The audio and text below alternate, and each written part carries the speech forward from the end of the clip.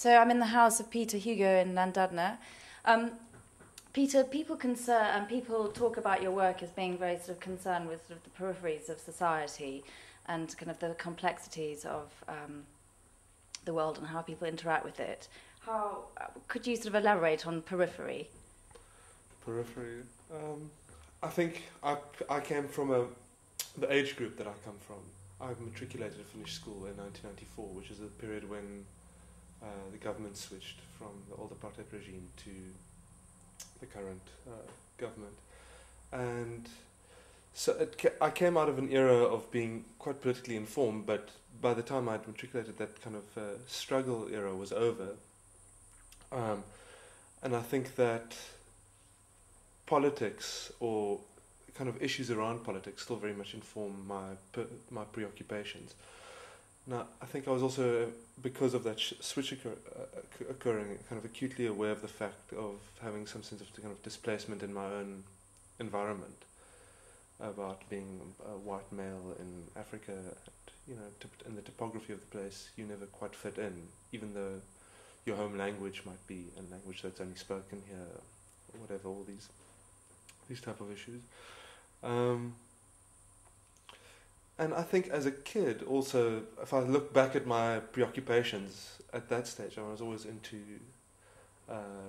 subcultures and things that were out of the norm. What do you feel are the biggest kind of inspirations to your work? I think most of my work or stuff that I do starts out either by an image seen in the media, or some type of article read, or a conversation that I have with people. It all starts from there. For instance, the Rwandan work, it was 10 years after the genocide, there was an article in The Economist, and I saw a small little picture like this in The Economist that sparked me off to go there for a few months. The hyena was a picture in the newspaper that sparked me off to go there. So I think that's, to me, the beauty of photography, or my personal experience thereof, is it gives one an excuse to go out and engage with the world. One of the things that I try to do is to find ways to subvert the way that we normally look at our normal gaze, the normal way that we have been indoctrinated to look at certain subjects. I mean, in the hyena images, these guys who are incredibly affectionate and dependent on these animals, but at the same time there's something very brutal about the domesticating a wild animal, taking it outside of its natural environment. People have such a diverse reaction to your work. I mean, I can't even sort of describe my reaction, and so maybe that, in a way, that is the art of it. And then I don't know whether I feel repulsed, perplexed. I think the history of photography in South Africa came from a very political background. Pre-94, there was an extreme situation here, and if one had the skill of being a photographer, you had a certain responsibility to inform the rest of the world of what was happening here. And it was very much black and white. This is wrong and this is right. There's bad guys and there's good guys. And that's all changed now.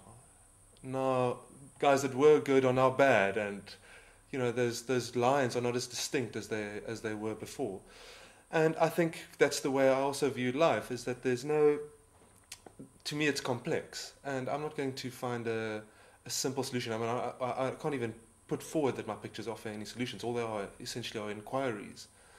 But I think what I like, or what I hope people get from when they look at my pictures, is that they realize that things are often more complex than one perceives them to be initially.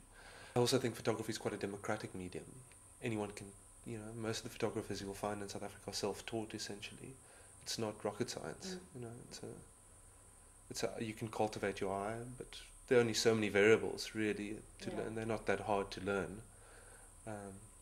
And the other advantage of photography, unlike something like sculpture, is that there are very many means of expression. You can do it as art, or you can do it for publications, or you can photograph architecture, or it's easy. And one of the things about photography as well, and that one realizes about photographers, is that you need to be resourceful. It's a profession which creates resourcefulness. You have to,